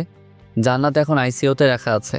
3 ঘন্টা পর আইসিইউ থেকে একটা নার্স বেরিয়ে সকলের উদ্দেশ্যে বলে, আপনাদের মধ্যে হৃদয়কে কেন, কি হয়েছে? পেশেন্ট বারবার হৃদয়ের নামটা বলছে। যদি পারেন হৃদয়কে একবার রুমে পাঠিয়ে দিন, নয়তো পেশেন্ট সুস্থ হয়ে উঠতে পারে। ঠিক আছে নার্স, আমরা চেষ্টা করব। ইব্রাহিম মনে মনে ভাবছে, মা বাবাকে এখন আমি কি জবাব দেব বল? মা বাবাকে আমি কিভাবে বলবো যে আজ জান্নাতের এই অবস্থার জন্য হৃদয় দায়ী?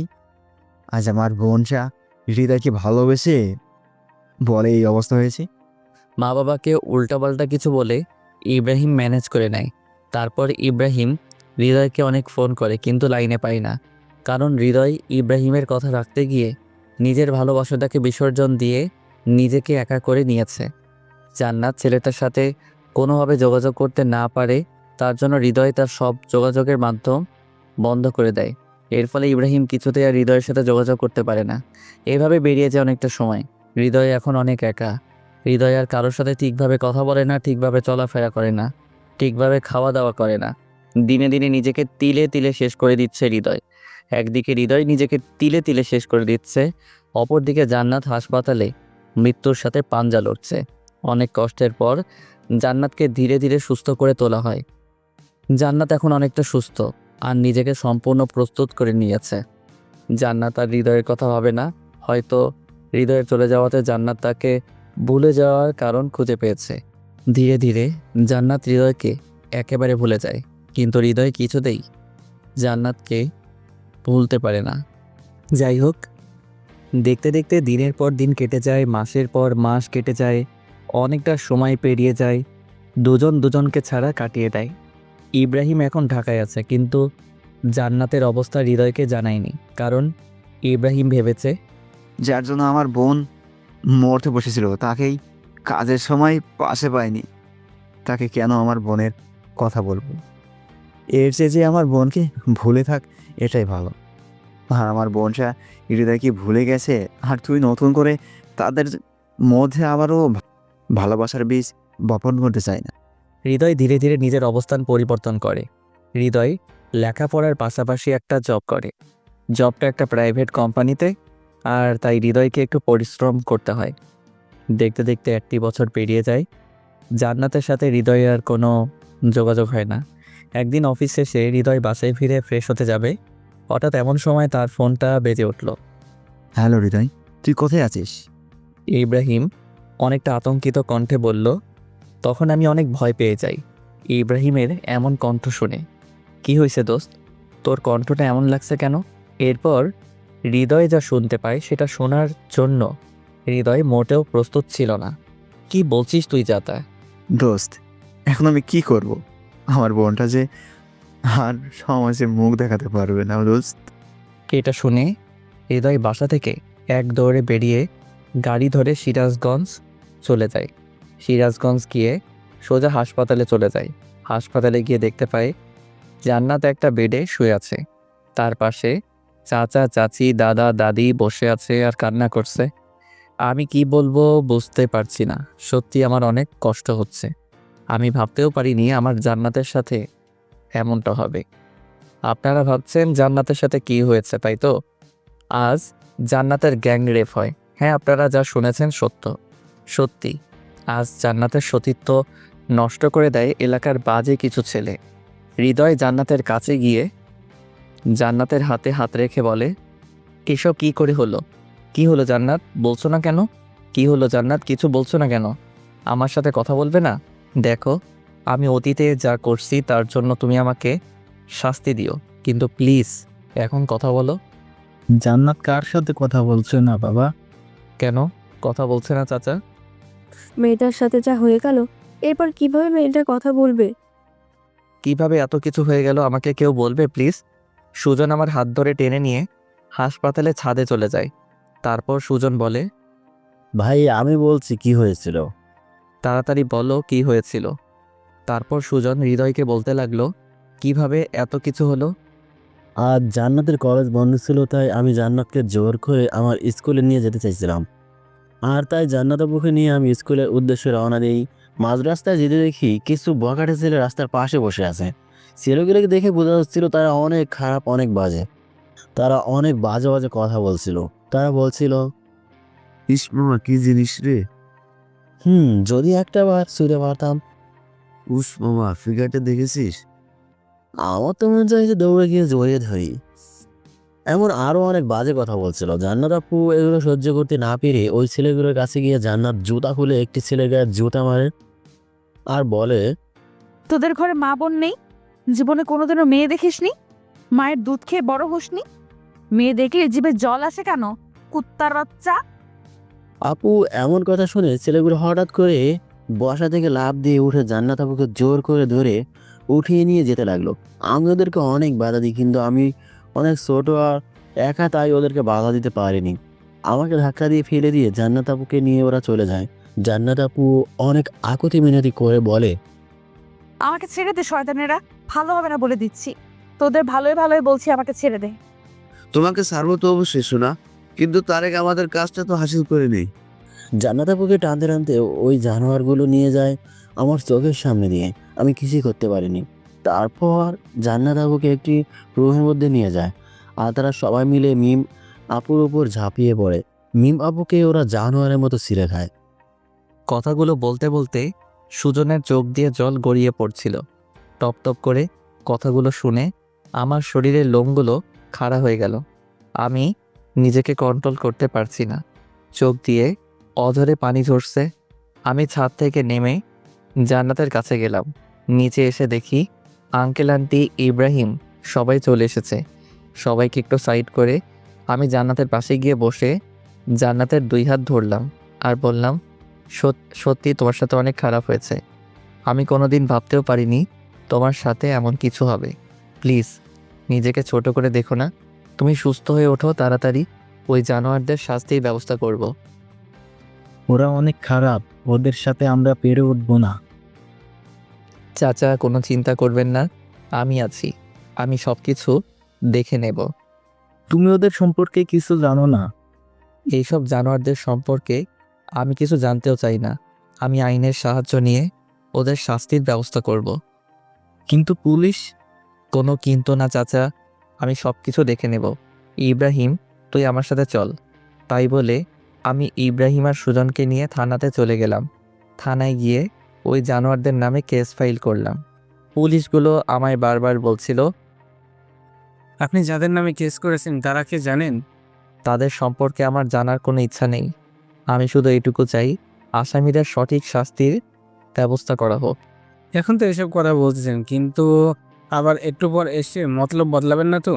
দেখেন দারোগা সাহেব, আমি যা করি ভেবে চিন্তে করি, আর আমি আমার কথা থেকে একটু নড়চড় হব না। আদালতে ঠিক প্রমাণ পেশ করতে পারবেন তো? অবশ্যই পারবো। আচ্ছা, তাহলে আমরা কেসটা নিচ্ছি।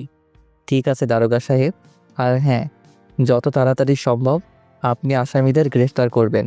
ঠিক আছে, আপনারা এখন আসুন। ওকে দারোগা সাহেব। তারপর থানা থেকে চলে আসি।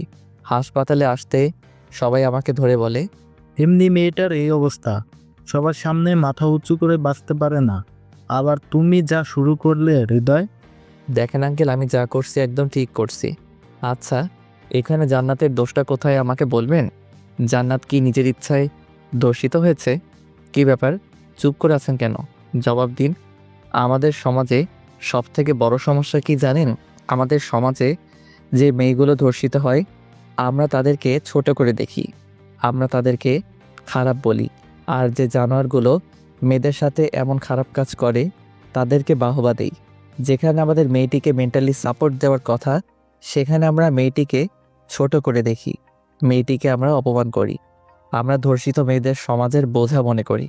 আচ্ছা, মেয়েরা কি ইচ্ছা করে ধর্ষিত হয়?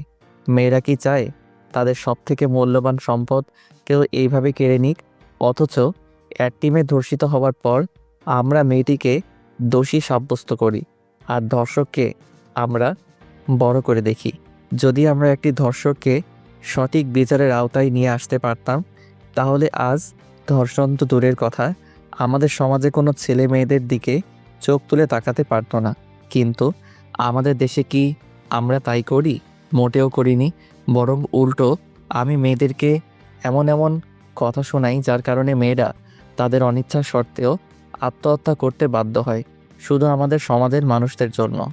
আমার কথাগুলো শুনে সবাই মাথা নিচু করে দাঁড়িয়ে, আচ্ছা আপনারাই বলুন, আমাদের সমাজে যে মেয়েগুলো ধর্ষিত হয় তারা কি নিজ ইচ্ছায় ধর্ষিত হয়? তাহলে আমাদের সমাজে কেন ধর্ষিতা মেয়েদের পাশে দাঁড়ানো হয় না? কেন ধর্ষকদের শাস্তি দেওয়া হয় না? আজ এই দেশে একটি ধর্ষকের সবার সামনে শাস্তি দেওয়া হোক। দেখবেন এই দেশে আর দ্বিতীয়বারের মতো কোনো ধর্ষণের কথা আপনি শুনবেন না। সবাইকে অনেক বুঝিয়ে সবাইকে জানাতে পাশে দাঁড়ানোর জন্য আহ্বান করি। এখন সবাই মিলে জান্নাতের পাশে দাঁড়িয়ে আছি, শুধু দর্শকদের শাস্তি প্রদানের জন্য। কিছুক্ষণ পর কিছু গুন্ডা টাইপের ছেলে পেলে আমাদের কাছে এসে ছুরি, রামদা, পিস্তল এসব দেখে ভয় দেখাচ্ছে, আর বলছে, যদি তোরা ভালো চাস আর তোদের মেয়েকে সুস্থ দেখতে চাস, তাহলে কেসটা উঠিয়ে নি, না হলে খুব খারাপ হয়ে যাবে। তোরা কি করতে পারিস আমি দেখে নিব। আমি আমার যথেষ্ট চেষ্টা করে তোদের শাস্তির ব্যবস্থা আমি করব। তোর সাহস তো কম না, তুই আমাদের বিরুদ্ধে মামলা করেছিস, আবার আমাদের মুখের উপর কথা বলিস। তোদের মতো কুত্তার সাথে কথা বলতে আমার বয়েই গেছে। তোদের মতো কুত্তার দিকে তাকাতেই আমার ঘৃণা লাগে। কি বললি মাদার? এটা বলে একজন হৃদয়ের পেটে ছুরি ঢুকিয়ে দেয়। হাসপাতালে মেঝে হৃদয়ের রক্ত দিয়ে মেখে একাকার হয়ে গেল। হৃদয়ের অবস্থা অনেক খারাপ। হৃদয় মাটিতে লুটিয়ে পড়ল। সবাই এমন দৃশ্য দেখে ভয়ে আতঙ্কিত হয়ে কাঁপতে শুরু করলো। তারপর ওই বখাটেগুলো বলল, যদি কেসটা না উঠিয়ে নিস তাহলে একে একে সবাই মারা পড়বি, কথাটা খুব ভালো করে মাথায় ঢুকিয়ে নি। এটা বলে সবাই চলে গেল। সবাই হৃদয়কে ধরাধরি করে আইসিইউতে নিয়ে যায়। ডাক্তার তাড়াতাড়ি এসে চিকিৎসা শুরু করে দেয়। হৃদয়ের অবস্থা অনেক সিরিয়াস। একদিকে জান্নাতের অবস্থা খারাপ, অপরদিকে হৃদয়ের সিরিয়াস অবস্থা। কী করবে সবাই ভেবে পাচ্ছে না। এমন সময় ইব্রাহিমের বাবা বলল, এসব বকাটে ছেলেপেলেদের সাথে লাগা আমার মোটেও ঠিক হয়নি। ইব্রাহিম, তুই থানায় গিয়ে কেসটা উঠিয়ে নিয়ে আয়। ইব্রাহিম কি করবে বুঝতে পারছে না, তাই আঙ্কেলের কথা শুনে ইব্রাহিম থানায় গিয়ে কেসটা উঠিয়ে নিয়ে আসে। হৃদয়ের অপারেশন শেষ, কিন্তু এখনও জ্ঞান ফেরেনি। অনেক রক্ত ঝরেছে, তাই অবস্থা অনেকটাই খারাপ। হৃদয়ের মা বাবাকে হৃদয়ের এমন অবস্থা জানানো হয়নি, কারণ হৃদয়ের মা বাবা এসব জানতে পারলে অবস্থা আরও খারাপ হয়ে যাবে। সবাই অনেক চিন্তায় আছে। ডাক্তার সবাইকে বলল, দেখেন রোগীর অবস্থা অনেক খারাপ, কখন কি হয়ে যাবে কিছু বলা যাবে না। রোগী জ্ঞান না ফেরা পর্যন্ত আমরা কিছু করতে পারবো না। এটা কি বলছেন ডাক্তার? হৃদয়কে যে করে হোক সুস্থ করে তুলতে হবে। সরি, আমরা আমাদের যথাসাধ্য চেষ্টা করেছি। সবার মাথায় হাত। হৃদয়ের মা বাবাকে না জানিয়ে আর থাকতে পারছে না কেউ। ইব্রাহিমের বাবা হৃদয়ের বাবাকে ফোন করে সব কিছু খুলে বলে আর তাদেরকে যত তাড়াতাড়ি সম্ভব সিরাজগঞ্জ চলে আসতে বলে। হৃদয়ের মা বাবা সময় নষ্ট না করে তাড়াতাড়ি করে সিরাজগঞ্জ চলে আসে। তারা এসে দেখতে পায়নি হৃদয় আইসিইউতে একটা জীবন্ত লাশ হয়ে শুয়ে আছে। হৃদয়ের মা অনেক কান্না করছে।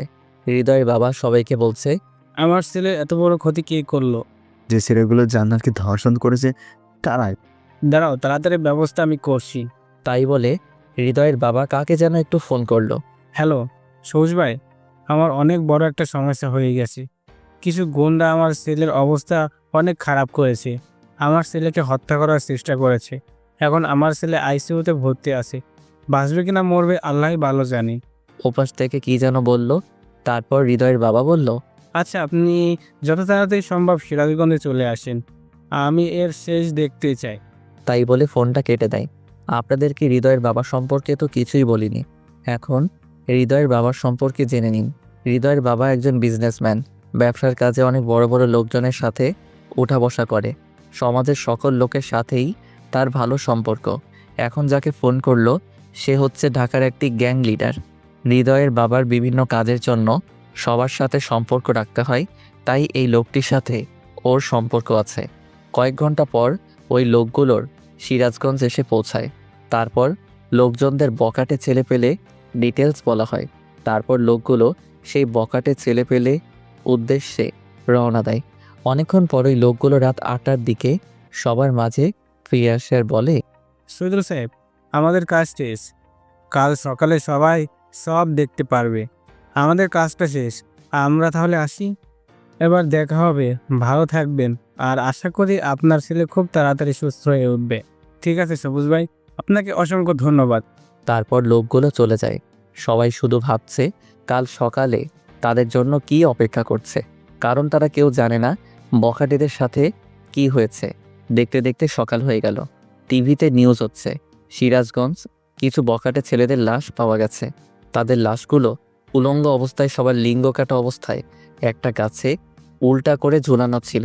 কে বা কারা এমন ঘটনা ঘটিয়েছে এখন কিছু বলা যাচ্ছে না। শোনা যাচ্ছে এই বখাটেগুলো কাল একটি মেয়েকে ধর্ষণ করে। তারপর তাদের নামে থানায় মামলা করা হলে তারা মামলাকারীর ওপর ঝাঁপিয়ে পড়ে এবং তাকে ধারালো অস্ত্র দিয়ে আহত করে। এখন সে হাসপাতালে আইসিইউতে ভর্তি আছে। সবাই এমন খবর দেখে অনেক হতভম্ব। কাল রাতে যে এত কিছু হয়ে গেছে তারা সবাই ভাবতেও পারেনি। সত্যি দর্শকদের শাস্তি এমনই হওয়া উচিত, যাতে করে কেউ দ্বিতীয়বার আর কোনো মেয়ের দিকে চোখ তুলে তাকাতে না পারে। পরের দিন বিকাল 4টায় হৃদয়ের জ্ঞান ফেরে। জ্ঞান ফিরতে সবাই হৃদয়ের কাছে ভিড় জমায়। সবাই অনেক খুশি, কারণ হৃদয়ের জ্ঞান ফিরেছে। হৃদয়ের মা বাবা হৃদয়কে বলে, বাবা তুই কোনো চিন্তা করিস না, তুই তাড়াতাড়ি সুস্থ হয়ে যাবি। বাবা জান্নাতের কি খবর এখন? জান্নাত এখন ভালো আছি, তুই একটু নিজের চিন্তা করো।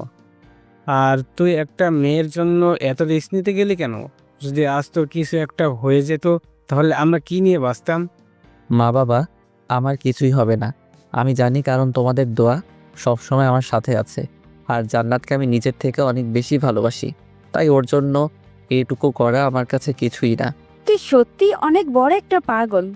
হ্যাঁ, আমি তো পাগলই, শুধু জান্নাতের জন্য। আচ্ছা, ওই বকাটে ছেলেদের কি খবর এখন? পুলিশেরা কি ওদেরকে গ্রেফতার করছে? ওদের অবস্থা শেষ, ওরা আর বেশি নেই। কি কি হয়েছে ওদের, আর কিভাবে হয়েছে? তোর ওসব না জানলেও চলবে, এখন তাড়াতাড়ি সুস্থ হয়ে ওঠ। আমরা আর কিছু চাই না। ঠিক আছে বাবা। এখন হাসপাতাল একটি আনন্দমুখর পরিবেশ সৃষ্টি হয়। দেখতে দেখতে কিছুদিন কেটে যায়। হৃদয় এখন অনেকটা সুস্থ হয়ে ওঠে। হৃদয় তার মা বাবাকে জান্নাতকে বিয়ে করবে এমন কথা জানায়। হৃদয়ের বাবা বলে, তুই জান্নাতকে বিয়ে করবি, কিন্তু ও যে এখন সমাজের মুখে খারাপ হয়ে গেছে। জান্নাত যে ধর্ষিতা হয়েছে সেটা নিজের দোষে না, তাকে ধর্ষণ করা হয়েছে। আর সবথেকে বড় কথা হচ্ছে আমি জান্নাতকে অনেক ভালোবাসি। জান্নাতকে ছাড়া আমি বাঁচব না। আর জান্নাতের জন্য আমি এত কিছু করলাম, কিন্তু শেষে এসে তাকে পাবো না, এটা তো কিছুতেই হতে পারে না। আমি যদি বিয়ে করি তাহলে জান্নাতকেই করব। হৃদয়ের এমন মন্তব্য শুনে তার বাবা আর কিছু বলতে পারল না। হৃদয়ের বাবা জান্নাতের বাবার কাছে বিয়ের প্রস্তাব পাঠালো। সবাই বিয়েতে রাজি হয়ে গেল, কারণ সবাই দেখেছে হৃদয় জান্নাতকে কতটা ভালোবাসে। আজ হৃদয় আর জান্নাতের বিয়ে, খুব ধুমধাম করে বিয়েটা হয়ে গেল। ইব্রাহিম হৃদয়কে বলছে, দোস্ত, আমি ভুল ছিলাম রে, আমাকে মাফ করে দিস। আমার জন্য তুই অনেক কষ্ট পেয়েছিস। আমি চাচ্ছিলাম না আমাদের বন্ধুত্বটা কোনো কারণেই ভেঙে যাক। যদি আগে আমার বোনের সাথে বিয়ে হতো তাহলে তোদের মধ্যে ঝগড়া হতো, রাগারাগি হতো, আর তখন আমি নিজেকে ঠিক রাখতে পারতাম না। তখন তোর সাথে আমার সম্পর্কটা নষ্ট হয়ে যেত, আর আমি আমাদের এই বন্ধুত্বটা নষ্ট করতে চাচ্ছিলাম না। তাই আমি তোকে নিষেধ করেছিলাম। আমাকে মাফ করে দিস দোস্ত, আর আমার বোনের খুব যত্ন নিবে। যদি কোনোদিন আমার বোনের চোখে এক ফোঁটা জল আসে তাহলে তোকে খুন করে ফেলবো। এই বোকা, তুই আমার বেস্ট ফ্রেন্ড, তুই ভাবলি কিভাবে তোর সাথে আমার সম্পর্কটা নষ্ট হয়ে যাবে? জান্নাতকে তো আমি আমার নিজের থেকে অনেক বেশি ভালোবাসি, তাই ওকে কষ্ট দেওয়া তো অনেক দূরের কথা, ওকে রাখতে পর্যন্ত দেব না। আয় দোস্ত, বুকে আয়। তারপর দুজন দুজনকে জড়িয়ে ধরে কান্না করে দেয়। এ কান্না কষ্টের কান্না না, সুখের কান্না। তারপর হৃদয় ইব্রাহিমকে ছাড়িয়ে বলে, এই শালা, তোর বোন অপেক্ষা করছে আমার জন্য, বাসরাত তো পেরিয়ে যাবে। আর আমি, তুই এতদিন আমাকে সালা সালা বলেছিস, আর আজকে আমি সত্যি সালা হয়ে গেলাম। হ্যাঁ, আমি বোধহয় আগে থেকেই জানতাম রে তুই আমার শালা হবি, তাই আগে থেকে তোকে শালা বলে ডাকতাম। হৃদয়, হয়েছে দোস্ত, আর বলিস না, আমি বাসর ঘরে গেলাম। আচ্ছা যা, আর কথাটা মনে রাখিস, আমার বোনের চোখে যদি কোনো জল আসে তাহলে তুই শেষ। ঠিক আছে দোস্ত। তারপর হৃদয় বাসর ঘরে ঢোকে। ঘরের ভেতর ঢুকে দেখে জান্নাত বিছানার উপর ঘোমটা দিয়ে বসে আছে। হৃদয় আজ ঘোমটাটা উঠিয়ে জান্নাতের মুখের দিকে তাকিয়ে আছে। ইস, কি সুন্দর তুমি, সত্যি তোমাকে দেখে চোখ ফেরানো দেয়। তাই বুঝি? তাই তো, না হলে কি আমি তোমার প্রেমে পড়ি?